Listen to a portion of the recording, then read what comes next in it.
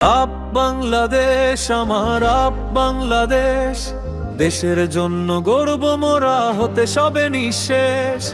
অগ্নিঝরা 24 আগস্টের নীড়ে সঙ্গোপনে গড়ে উঠেছিল জনতার ভিড়ে।